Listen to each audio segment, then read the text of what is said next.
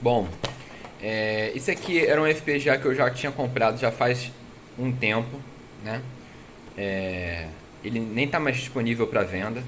Eu tinha comigo, usei durante algum tempo e aí depois eu parei de usar e aí eu só voltei para o mundo do FPGA é, ainda no final do ano passado, no final do outro ano, tá?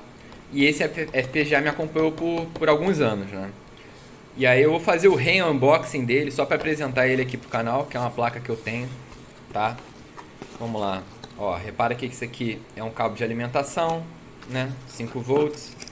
Aqui, um cabo USB, né? USB mini, né? Aqui o adaptador, aqui a gente já sabe que é um FPGA da Altera. O conector, né? Pra gente colocar a interface JTAG na placa. E o FPGA em si, né? Essa aqui é a placa, tá? Essa aqui é a placa. Vamos dar uma olhada na placa aqui. Olha aqui, essa é a placa que eu estava falando, né? Eu sempre guardei ela com muito carinho, né? Porque na época que eu comprei, ela era muito difícil você comprar placas dessa, né? E era caro importar e era uma das poucas que estavam vendendo no AliExpress, né? É uma placa de desenvolvimento. Repara aqui, nós temos aqui 4 switches. Aqui temos botão de on e off. Aqui temos aqui 5 switch buttons, né? 5 push buttons na verdade, né? Aqui nós temos alguns reguladores de tensão, uma memória RAM da Hynix, a memória RAM antiga, né? Eu tenho que ver quantos, eu nem vi, né? Quantos de memória RAM que tem aqui. Aqui nós temos 8 displays de 7 segmentos, então 1, 2, 3, 4, 5, 6, 7, 8. Nós temos um potenciômetro, né? Aqui, ó, LCD. Isso aqui é para você colocar um header, né? De display LCD. Eu tenho aqui, eu usei bastante, inclusive. Deixa eu ver se eu consigo. Ó, um header desse aqui, né? Na verdade, um display desse aqui, né? 16:2, né? Aqui, ó. Você coloca aqui, né? Deixa eu ver se consigo pegar. Ó, você coloca aqui e aí vira, né, uma interface para você visualizar algum dado, alguma coisa, né? Alguns headers para você utilizar, né, em algum I/O específico, né?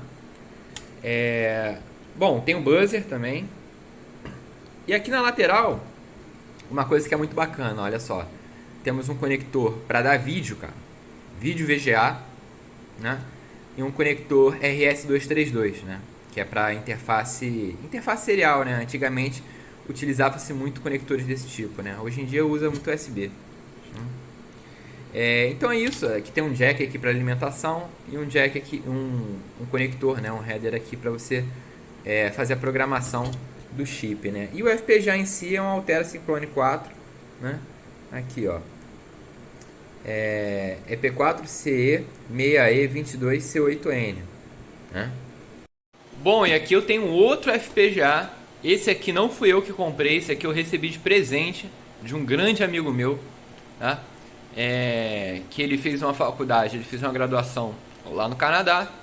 E aí na ocasião dele, ele estava aprendendo sistemas digitais e aí ele precisou fazer algumas atividades práticas. E para isso, a faculdade não disponibilizava uma placa, então ele tinha que comprar a sua própria placa. E aí na ocasião ele comprou essa placa aqui de desenvolvimento da Altera, né? E aí passaram-se anos e ele nunca mais utilizou a placa e falou: Xandro, eu tô com essa placa parada aqui. Você quer? Eu falei o que eu quero, né? E aí vamos fazer aqui o unboxing. Na verdade eu já tinha feito o unboxing, né? Aqui a gente está vendo aqui, ó. Foi comprado em 2014, em setembro de 2014, né? Por 125 dólares canadenses, né? Na verdade, esse unboxing aqui eu já fiz, eu só tô reapresentando ele pra quem tá chegando agora no canal, tá? E essa aqui é a placa, placa grande. É uma placa grande. Eu vou tirar aqui da embalagem antistática, veio numa embalagem antistática. Tá aqui, né? Tá feito o corte. E olha, aqui a gente tem aquele mesmo display, né? 16:2, né? A diferença é que esse aqui já está soldado já, né? Na placa. Aqui nós temos aqui um header aqui, né? Se você quiser programar ou se você quiser carregar, né? Algum design na placa. Aqui nós temos aqui alguns números, né? Alguns displays de 7 segmentos. Aqui nós temos switch, né? Nós temos, eu nem vou contar. Esse aqui é o switch 17. Esse aqui é o switch 0. Então nós temos 18 switches no total, né? Aqui nós temos 4 push buttons. Aqui temos entrada para antena. Eu acho que é antena, tá? Mais headers aqui para utilização, tá? Ó, GPIO 0, GPIO 1. Todos os GPIOs têm reguladores, né? Salvo o melhor juízo, eles são step up, né? Que é para você não queimar o FPGA, né? Eu acho que esse FPGA aqui é de baixa tensão. Então, esses aqui são os GPIOs para você brincar, né? Aqui a gente tem, olha só, uma porta aqui PS2 para você conectar um mouse, você tem que conectar um teclado, né? Ela é protegida por essa camada aqui de acrílico, né? Dá pra ver, né? Para alguém não deixar cair nada, né? Vamos lá, aqui a gente tem um chip aqui da Altera, um chip da FTDI, né? Geralmente para você fazer alguma conversão para serial. E o FPGA em si é esse aqui, né? Esse Cyclone 4 aqui, esse, na verdade, Cyclone 2, digo. E aqui nós temos, ó, EP2 C35F6 72CN, né? Tem algumas memórias aqui, isso aqui é a flash. Nós temos 8 MB de RAM, né? E aqui 512 de RAM estática, né? Vamos lá, tem mais IOs aqui em cima, né? Vamos lá. Aqui nós temos uma porta RS232, uma porta Ethernet aqui, uma outra porta RS232. Aqui nós temos, vamos lá, isso aqui é uma saída de vídeo composto, né? Ela é somente saída de vídeo. Aqui nós temos microfone e alto-falante, né? Saída de microfone e alto-falante, tá bom? Aqui nós temos um conector USB tipo A e dois conectores USB tipo B, né? Além de um jack, né? Para você dar energia aqui para a placa, né? Aqui nós temos um botãozinho, né?